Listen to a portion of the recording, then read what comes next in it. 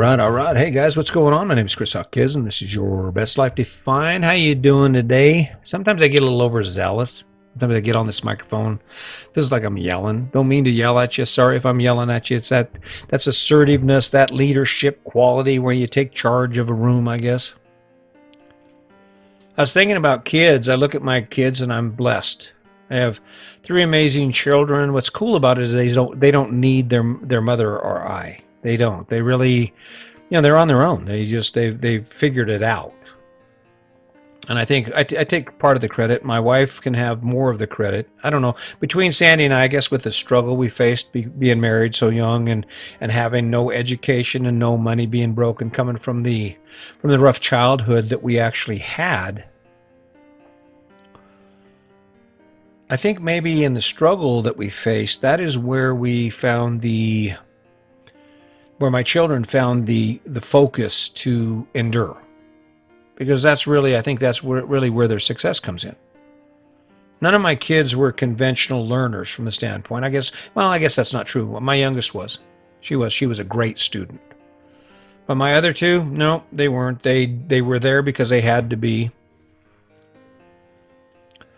And when I look at them now, it's like they don't need us. They have it figured out. If something were to happen and their lives were to change, they already know that you just take where you start from where you're at. You pick up the pieces from whatever crap life hands you, and you go for it. So if I disappeared today, it would be fine, right? When I think about that, I think about how many families, how many children, especially during COVID-19, but even before that, how many of us are actually reproducing the lives that we live within our children? I know this is a tough subject, right? You don't want to talk about other people's kids, but if you can't find any other reason to start pursuing a better life, to stop doing what you're doing just long enough to take a step back and inventory where you are, maybe you can do it for your kids. And the reason I say that is because they're watching you. I guarantee my daughter, Melissa, is a replica of me in a lot of ways. She'll get an idea in her head, and the more she thinks about it, the better that idea gets, right? And I don't mind that. I don't mind. My kids are a lot like me. They're a lot like their mother. And they have this die-hard attitude towards struggle. They don't shy away from it. If you're sitting on the fence, you're like, well, I don't want to live my best life. I'm happy with my life. Here's another way to look at it.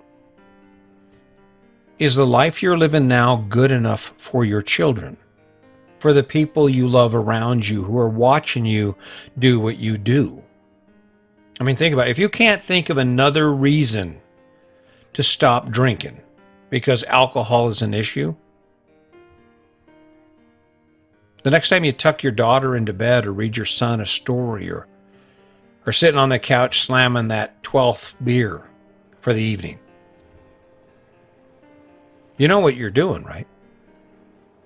You're handing to them the life that you're living because, I mean, it's a common fact.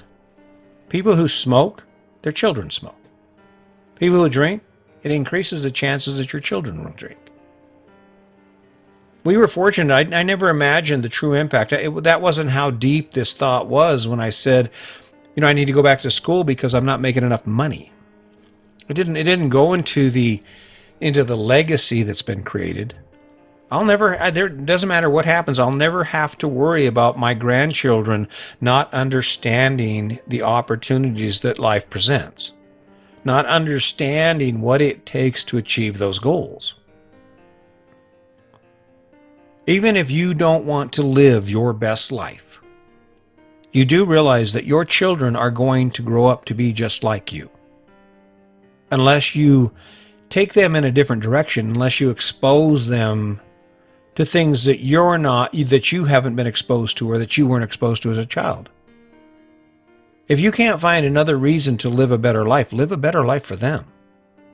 I talked to a guy on LinkedIn. He's a really nice guy. I just met him. We just connected, right? He's talking about how he took his children to see Gary Vee. Now, Gary Vaynerchuk is a world-renowned social media marketer, social media guru. He's a gazillionaire. He is the standard as far as social media marketing goes that most people strive to achieve. That's the mark of success, right?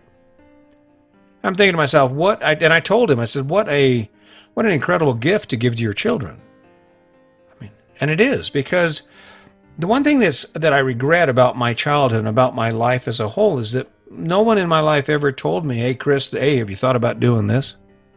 No one ever grabbed a hold of me and says, hey, look, you don't have to do that. Just because you're married and you have a young wife, get off your butt and let's start hustling. Now, not that I wasn't a hard worker, but working hard at the wrong things doesn't get you anywhere, right?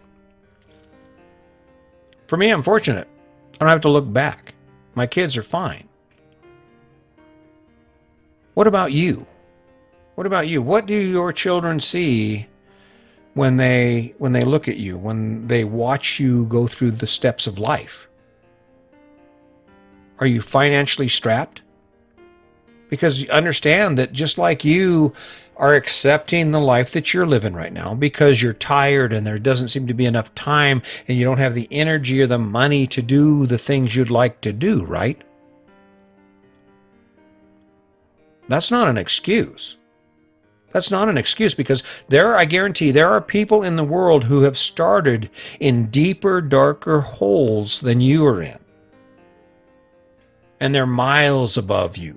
They're miles above me. They're in places right now that I can't even imagine. I'd love for you to do it for yourself. I would love for you to say, you know what, today's the day that I'm going to follow that recipe, that 3-step process. Pick it, take action on it, and repeat it. That's what it takes. Got to pick something great. Pick something great. Pick something that is better than you believe you can be, and do it. And you don't grab it from out there. Don't grab it from in the world. Grab it from within yourself. And guess what? Before you know it, you'll be looking back and you'll be going, damn, yeah, that was tough, but it wasn't that tough. And when you get that win and you get to hip, hip, hooray with your children because you got your degree, because you went ahead and challenged yourself to get an extra job so you could pay that bill off, so you could step back a little bit and have some breathing room to make some decisions you want to make in your life. Maybe it's time you take that vacation. I'm not faulting it. Here's the deal. I used to complain. I used to talk about all the things we buy. I believe in having a financial platform, right? Which I do. We have money in the bank. But I'm not an advocate of saving every penny you make. Money, like anything, is a tool. It's a tool to create opportunities in your life, to give you access to things that you want to do. The ticket is, it's where it gets screwed up is where we listen to the world instead of ourselves, and we allow the world to trick us into believing that the things we grab are going to give us what we want. I mean, this story we live by is a good story. I mean, it's a strong-ass story, and it is ingrained in our very fiber. Look at someone who is struggling. They drink too much. Their relationship is on the rocks. Their house is in disarray, right? Ask them, are you happy? Oh, hell yeah, I'm happy. Happy couldn't be happier. Really? That's another way of saying I don't have the energy to do anything about it, so yes, I'm happy, right? I guarantee you, unless you change your path, unless you say, today's the day I'm going to change something, and not only do you say that, but you carry that conversation with you, because that's where this success comes in. Even when I don't want to do this podcast, guess what? My name is Chris Alquez, and I am the podcaster for Your Best Life Defined. It's a given. It's expected. That's often how I introduce myself. You know why? Because I'm living it, and I need to remind myself on occasion that this is the standard, the identity that I've set for myself. So guess what happens? Even when I don't want to, I do it.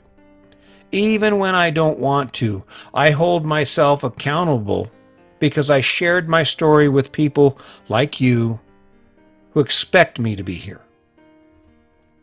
And since I'm here, I'm going to do my best. That's what this is. haven't got quite right. Let me just give you a little bit of inside information on this whole thing that I'm doing, just so you know. There's a whole lot of self-doubt.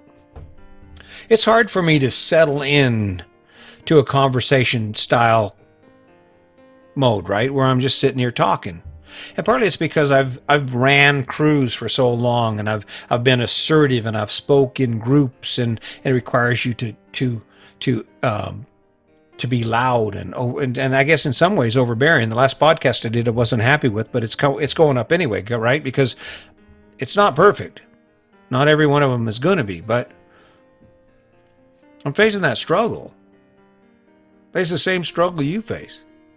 You think, oh God, how can I do it, right? How can I do it? How can I do what he's saying? Just pick it.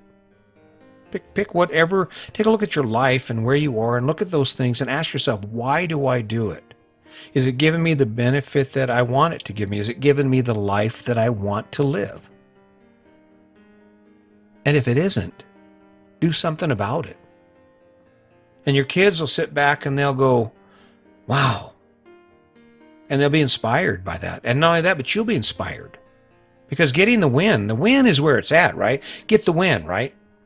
My kids still talk about it. They remember the change in our lifestyle when I went back to school and I faced that struggle of basically I was working 16 hours a day for like a year, on top of volunteering 16 hours a weekend at the sheriff's department, because I had absolutely no experience, no training, right? And I got that job, and before we knew it, we had a new car, and we were coming up, and snow didn't matter. It didn't affect the paycheck. We had money in the winter. There was no unemployment. We did what we did, right? My kids are hard workers because of it. And they give us credit for that. They give us credit because, as I've said, we sit around the table and we're talking when we're visiting, and it's like, yeah, I watched it. It made a difference. Hard work. My son, he appreciates hard work. They all do. They're not afraid of it.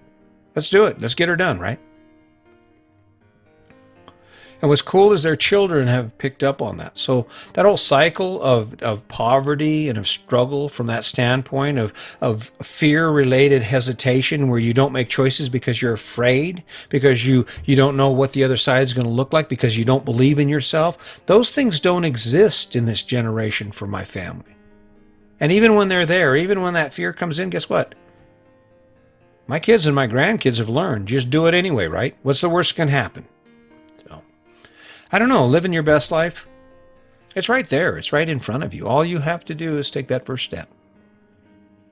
And what would be amazing is for you to look back at your life in a year or 2 years and realize that you've changed not only the direction of your life, but the direction of everyone who's watching you. You've changed the thinking and the mindset of everyone who's watching you. If there was ever a gift that you could give to your children that would last long past when you're here, it's this concept of living your best life based on not on what the world says, but on who you are and what inspires you. I'm a living example. My wife is a living example of what can happen when you step outside your box and you decide, okay, it's time for us to do something different, and you do it. I hope you follow.